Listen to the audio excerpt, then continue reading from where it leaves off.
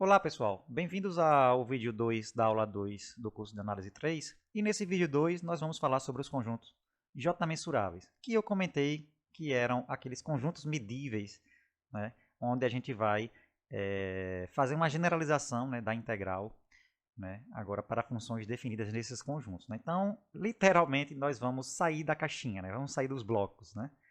A gente pode olhar, né, blocos como caixinhas. Né. Então, a gente vai sair das caixinhas e vamos considerar agora conjuntos um pouco maiores, mais gerais, na verdade. Né. Então, gente, para fazer, para iniciar o nosso estudo, né, sobre esse tema, vamos primeiro apontar alguns fatos, né, sobre funções características. Né. A gente já deu uma leve pincelada nesse tema, né, só que para funções características, né, a gente considerou funções características de blocos, né, que a gente usou inclusive para demonstrar, né, aquele exemplo que veio logo após, né, as regras operacionais. Certo? Então, aqui não, a gente vai pegar, né, um conjunto qualquer, né, um subconjunto qualquer do Rn. Então, desde que seja limitado, certo? Nesse caso aqui em especial. Né? Então, o que, é que a gente vai fazer? Vamos pegar considerar um bloco n-dimensional, certo? E vamos considerar x um subconjunto de A, certo? E a gente vai considerar a função característica de x. Vai ser uma função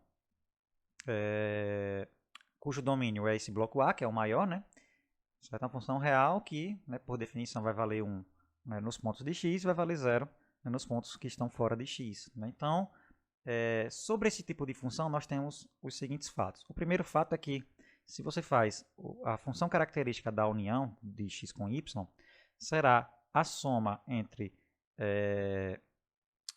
a função característica de x com a soma com a função característica de y menos a função característica da interseção de x e y.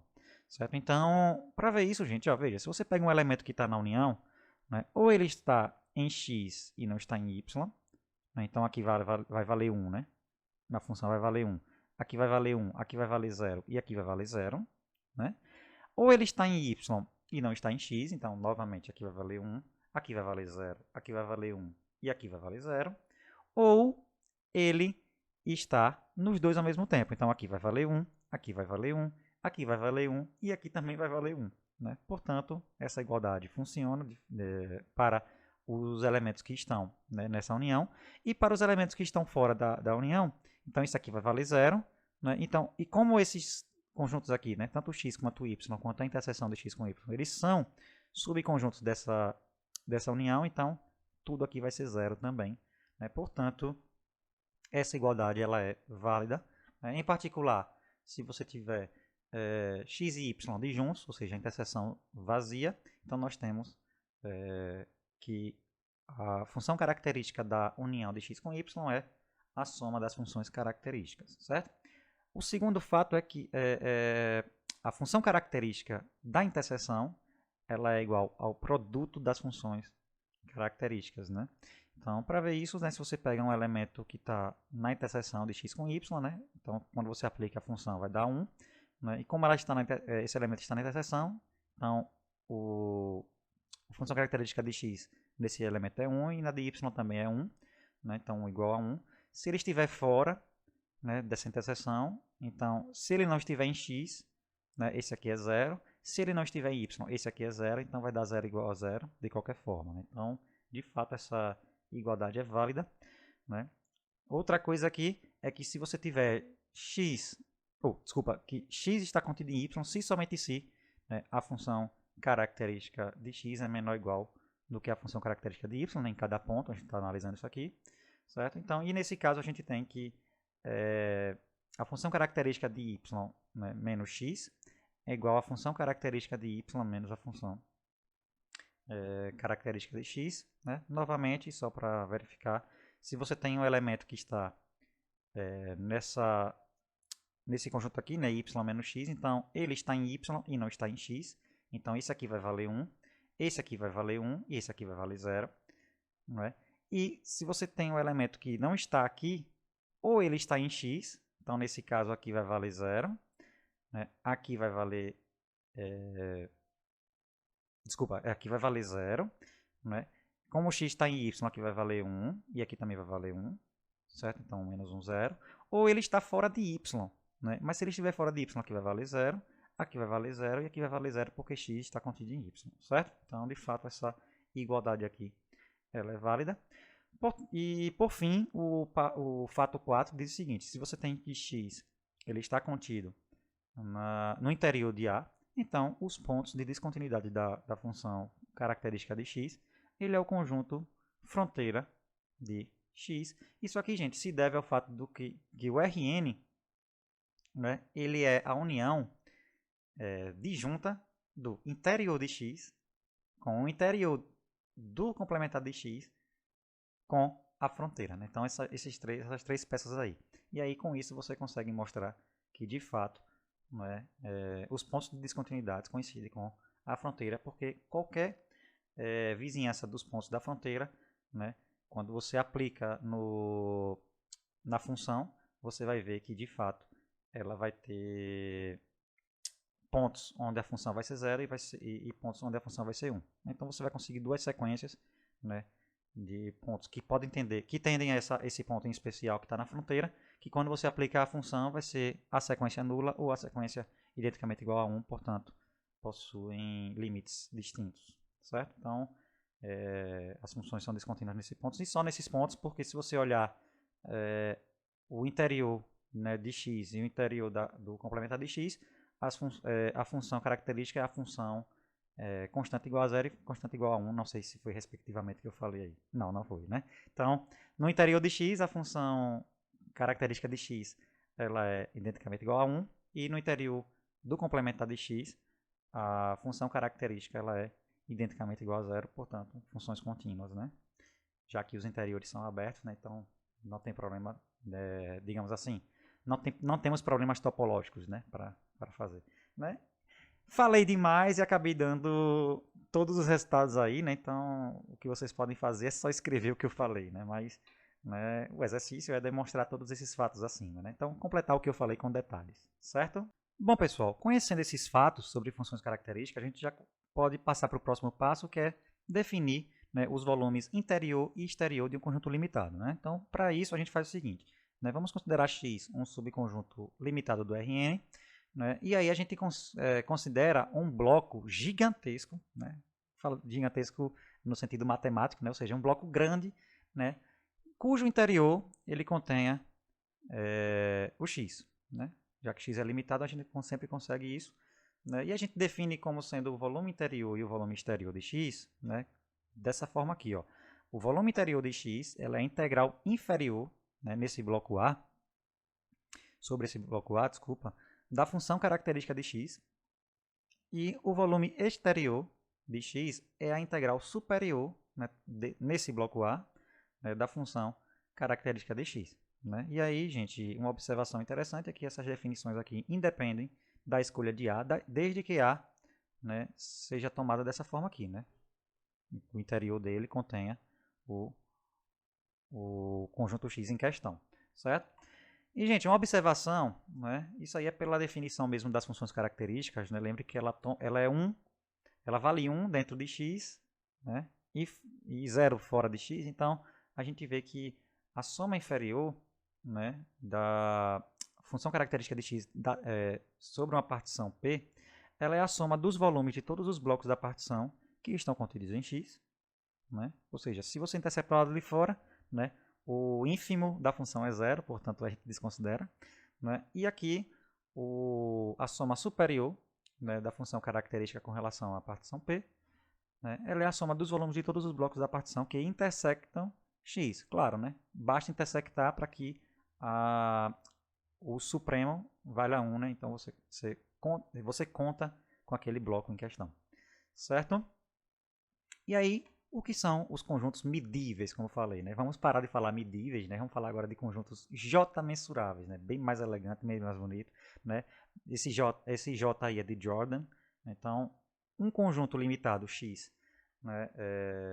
Um subconjunto do Rn, né? Ele é J mensurável ou mensurável a Jordan se o volume interior de X for igual ao volume exterior de X, ou seja, se a integral inferior da característica de X ela é igual à integral superior da característica de x. Né? Nesse caso, a gente define o volume de x como sendo a integral, né, da função característica de x, né, já que como o volume exterior e o volume interior são iguais, então é porque a função característica ela é integrável, né? Certo? Então, o valor da integral da função característica você diz que é o volume de x, né? Novamente, independe da escolha do a, desde que esse a seja gigante nesses termos aqui, certo? Então, é bem parecido com aquele resultado que eu falei para blocos, né? Para blocos isso aqui vale, não é definição, isso aqui vale de fato, né? O volume do bloco A é desculpa, o volume de um bloco B, né? Ele é a integral sobre um bloco gigante A, né? Da função característica de B, né? Então, isso sempre vai valer, né? No caso aqui, é definição porque a gente mudou, né? O conjunto em questão, certo? A gente está considerando agora. A gente não tem, digamos assim, ainda a definição, nós não tinha até então, né, a definição de volume de qualquer conjunto, né? Agora a gente tem, né? Se você tiver aqui a função característica, né, daquele conjunto, ela é integrável, então a gente pode falar sobre volume, né, do conjunto em questão. Bom, e aí nós temos o nosso primeiro teorema com relação a esse assunto, né, que diz o seguinte: se você tem x e y conjuntos limitados, né, subconjuntos do Rn, então, né, o primeiro fato é uma releitura, né, é um caso particular do teorema de Lebesgue para esse nosso caso, que é x é j mensurável se somente se a medida da fronteira de x é nula. Isso aqui, né, como eu falei, segue do fato do teorema de Lebesgue, né, justamente porque o conjunto dos pontos de descontinuidades da função característica de x é a fronteira de x. Né? Então, né, lembre que basta você pegar aquele bloco gigantesco, né, cujo interior contém x, e aí você faz, né, usa aqueles fatos lá, né, que a gente viu no começo do vídeo, certo? O item B, né, é trazer todos aqueles fatos que a gente viu no começo do vídeo também, né, para o caso de conjuntos J mensuráveis. Né? Lembre que a análise é feita usando as funções características. Né? Então, se x e y forem J mensuráveis, então x união y, x menos y e x interseção y também serão J mensuráveis, né? Com o volume de x união y sendo igual ao volume de x mais volume de y menos volume da interseção de x com y. E no caso de y ser um subconjunto de x, então o volume de x menos o y é igual ao volume de x menos o volume de y. Né? É exatamente por conta das propriedades das funções características. Né? Então, é exatamente trazer os fatos sobre funções características que a gente colocou no começo desse vídeo para cá. Certo? Então, é só adaptar. Certo? Então, fica como exercício aí a demonstração desse teorema. Né? E o primeiro exemplo de conjunto J mensurável, gente, né? Tem que ser ele, né? O personagem principal até agora do nosso curso, que são os blocos. Né? Todo bloco n-dimensional é J mensurável. Né? Por quê? Basta analisar quem é a fronteira de cada bloco. Né? A fronteira de cada bloco, gente, é a união de suas faces próprias, que a gente já sabe, né, que tem medida nula. Certo? Beleza, gente? Então, bloco n-dimensional é um exemplo clássico, né, de um conjunto J mensurável. Bom, pessoal, o próximo exemplo é a esfera unitária. Né? Vamos mostrar inicialmente que a esfera unitária, que é o conjunto dos pontos x, né, do Rn mais 1, que possui norma euclidiana igual a 1, né, ela possui medida nula. Né? Eu esqueci de completar, né, o porquê eu estou considerando isso, né, por que a gente está fazendo isso, né, nesse tópico aqui, né, que parece que está desconexo, mas realmente eu esqueci de colocar o complemento desse exemplo, mas eu vou falar para vocês. Né? Então, gente, para mostrar que a esfera unitária ela tem medida nula, basta você considerar essa função aqui, né, que é a inversa da projeção estereográfica. Né? Ela é o φ, né, sai de Rn e chega em Sn menos o polo norte, né, que é aquele elemento que é zero em todas as entradas, menos na última, que vale 1. Né? Essa aqui é a expressão da φ de y, né, para cada y. E aí, como ela é uma abjeção de classe C infinito, em particular de classe C1, né, o que você garante é que a imagem de Rn por essa φ é o contradomínio todo aqui, que é o Sn menos o polo norte, né? E que, como o Rn ele é um aberto, né, de dimensão menor do que esse conjunto aqui, né? Se você for olhar dentro de onde ele está, né? Então aqui ele é um subconjunto do Rn mais 1, né? E aqui é um subconjunto do Rn, né? Então, como n é menor do que n mais 1, então você pode usar aquele resultado lá que garante que a imagem desse aberto aqui por φ, ele possui medida nula, né? Então, combinando tudo isso que eu falei, né? E sabendo que a esfera ela é a união, né, do seu único ponto que a gente tirou, né, com a imagem de Rn por φ, né, essas duas parcelas aqui, cada uma delas possui medida nula, portanto, né, a esfera unitária também possuirá medida nula. Então, com isso, gente, a gente garante que a bola unitária, né, aberta ou fechada, né, como a esfera unitária é sua fronteira, então a gente garante que a bola unitária ela é J mensurável, né? Então, outra coisa é que se a gente considerar translações e dilatações, a gente consegue mostrar que qualquer bola, né, centrada em qualquer ponto, qualquer raio, também será J mensurável, né? Certo? Beleza? Então, um exemplo de um conjunto que não é J mensurável, né? Então, vamos pegar esse X aqui como sendo um intervalo 0, 1, união, intervalo 1, 2, né? Interseção racionais, né, gente? Então, isso aqui é um subconjunto do IR. Se você calcular o volume interior de x dá 1, se você calcular o volume exterior dá 2, então o que você garante aqui, a função característica de x, ela não é integrável, né? Então a função não é, ou x não é j mensurável, né? E aí um bom exercício é mostrar que o produto cartesiano, né, de n cópias desse x aqui também não é J mensurável, né? Você vai ter um conjunto limitado que não é J mensurável, certo? Então, um ótimo exercício para vocês aí. E aí, pessoal, nós podemos definir, né, integrais múltiplas, né, agora, né, de funções definidas em conjuntos J mensuráveis, né? Então, vamos considerar x, né, um subconjunto do Rn J mensurável, né, uma função f limitada nesse conjunto, certo? X, e vamos pegar, né, como é de praxe, né, um bloco gigantesco cujo interior contenha x, certo? Então, a gente define as integrais inferior e superior de f em x dessa forma aqui, né? Ó. Então, a integral de f de x dx no conjunto x inferior, ela é por definição a integral dessa f barra aqui, daqui a pouco eu explico quem é ela, né, nesse bloco gigante, né, inferior. A mesma coisa acontece com a integral superior, né? A integral superior de f de x dx sobre o conjunto x, por definição, é a integral superior de f barra de x dx no bloco A, né? Essa função f barra, ela é a função que vale f de x em x, né? E vale zero fora de x, certo? Então é quando você pega digamos, você estende a função de maneira grotesca, multiplicando pela função característica de x, né, e considerando ela valendo em todo A, certo? Então, é mais elegante fazer assim, né, porque você redefine, você faz uma função, você define uma função nova, né, para não ter que abusar tanto de notação, certo? Então, a f barra, ela é, por definição, f de x em x, né, e zero fora de x, beleza?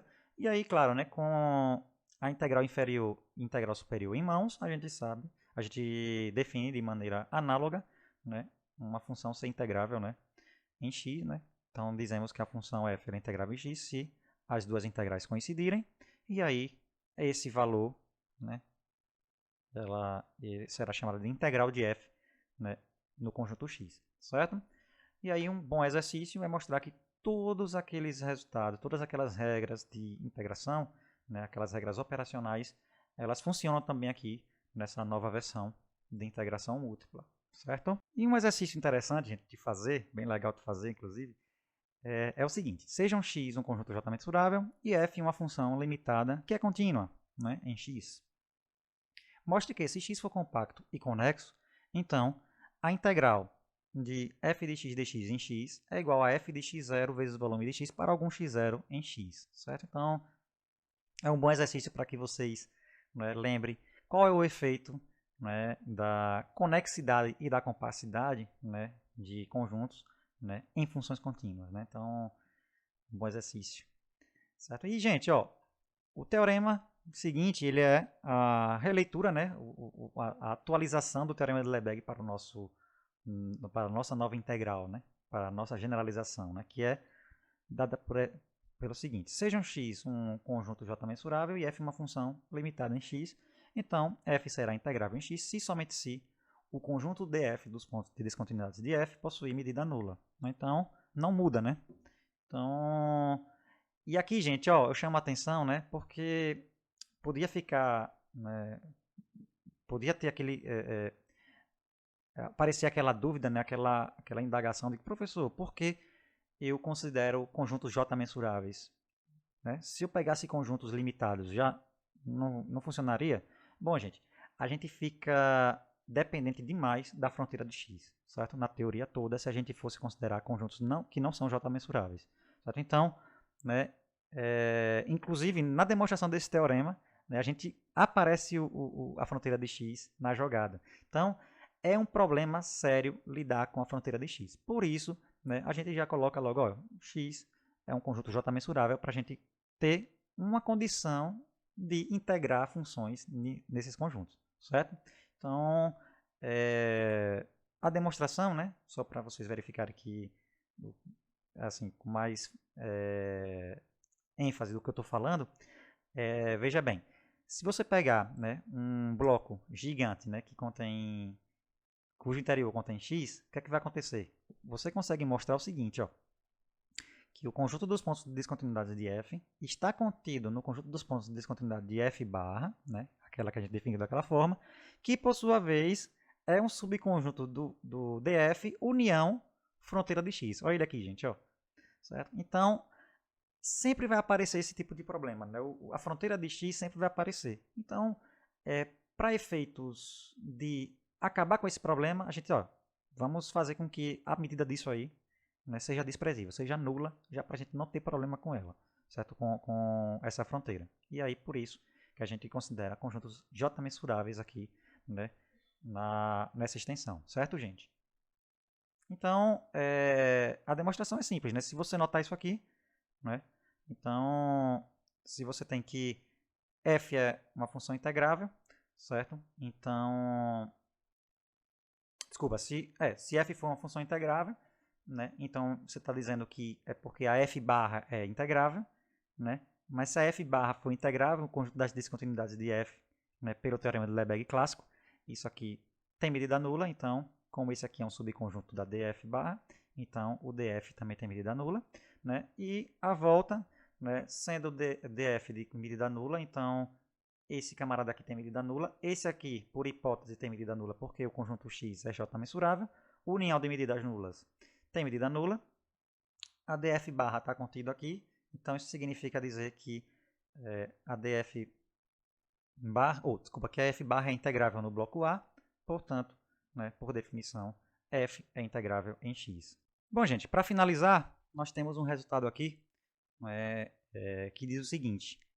Se x, né, um subconjunto do Rn, for um conjunto compacto e a medida de x for nula, então x é J mensurável, né, e o volume de x é zero. Olha, gente, que interessante. Todo conjunto compacto com medida nula, ele não pode ter volume. Né? Quer dizer, quando eu falo não pode ter volume, é que o volume é zero, né? Certo? Porque já que ele é J mensurável, né, então a gente pode falar de volume. Né? Então, assim, o volume é zero. Certo? Então, como é que a gente demonstra isso, gente? Bom, o conjunto é compacto. Tem medida nula? Pelo fato de ter medida nula, a gente consegue o quê? Dado um epsilon, né, eu consigo uma cobertura enumerável, né, para x de blocos abertos, né, de modo que a soma dos volumes dos blocos é menor do que epsilon, não é isso?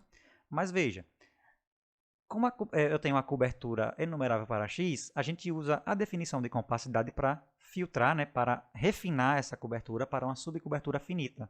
Né? Então, unindo essas duas coisas, o que a gente tem, gente? Dado um epsilon, esqueci de colocar aqui, né, para dado um epsilon, né?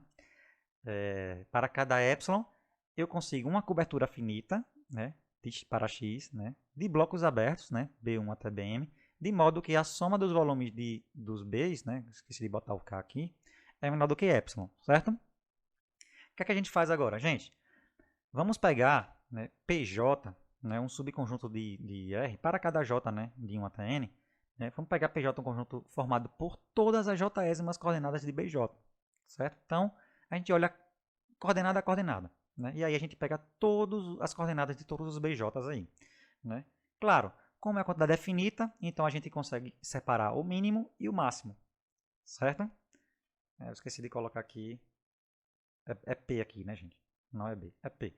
Então vamos pegar o menor, né, elemento de PJ e o maior elemento de PJ, certo? Com isso aí, a gente constrói um bloco, certo? E esse bloco, né, por definição, ele contém, né, o interior dele contém o X, certo? Além disso, gente, esse P aqui, esse PJ aqui, se a gente fizer o produto cartesiano desses PJs, a gente obtém uma partição para esse novo bloco que a gente criou aqui, certo? E aí veja que interessante. O fecho de todo bloco de BJ, né, por construção mesmo, né, gente, é a união, né, dos blocos de partição, é a união de blocos, né, da partição, né, de blocos da partição P, certo? Então, o que é que vai acontecer, gente? Se a gente considera a função característica de x, né, nesse bloco A, já que ele já atende, né, o fato de que o interior dele contém x, né, e a gente sabe também, né, logo no começo do vídeo, a gente sabe que a soma inferior, né, da função característica de x com relação a p e a soma superior é a soma dos volumes dos blocos da partição, né, B', que está em P, né, que estão contidos em x e que interceptam x respectivamente. Né? Ou seja, para a soma inferior, né, são os blocos que estão contidos, para a soma superior são as que interceptam. Mas, gente, como o fecho de todo o bloco BJ é a união desses blocos da partição, né, então a soma dos volumes, né, dos blocos da partição, né, eles são dominados pela soma do volume total, que é epsilon, que é menor do que epsilon, desculpa. Então, o que você tem, gente, é que tanto a soma inferior quanto a soma superior, né, nessa partição, é menor do que epsilon. Né? Isso implica que se você subtrair, né, a soma inferior com a soma superior, né, claro, como, já que a soma superior é menor do que epsilon, então a subtração é menor do que epsilon. Né? Então, isso aqui garante, né, que a função característica de x, né, ela é integrável, portanto, x é j mensurável. E, gente, pelo fato de que a soma superior, né, da função característica de x na partição P é menor do que epsilon, né, o que você tem é o seguinte, né, que dado um epsilon positivo, né, epsilon não é uma cota inferior para o conjunto das somas superiores, né, da função característica, né, sobre uma partição. Né? Então, por quê? Porque eu consegui um elemento aqui, está vendo, que é maior ou igual que zero e que é menor do que epsilon. Isso significa dizer que o ínfimo, né, desse conjunto aí que eu falei para vocês, né, o conjunto de todas as somas superiores, né, da função característica de x relacionada às partições, tem que ser zero. Né? Só que o ínfimo coincide com a integral superior, né, que é o volume exterior, certo? Mas como a função, como o x ele é um conjunto j mensurável, né? Então o volume exterior e o volume interior coincidem e é o volume de x. Portanto, gente, o volume de x é zero, né? Então, como eu falei, por definição do ínfimo, né? Certo? E aí a gente garante que todo conjunto compacto com medida nula, né, é j mensurável e tem volume igual a zero. Certo, gente? Bom, aqui é o final do vídeo 2 e da aula 2. Espero que vocês tenham gostado. Nos vemos na próxima aula. Até mais!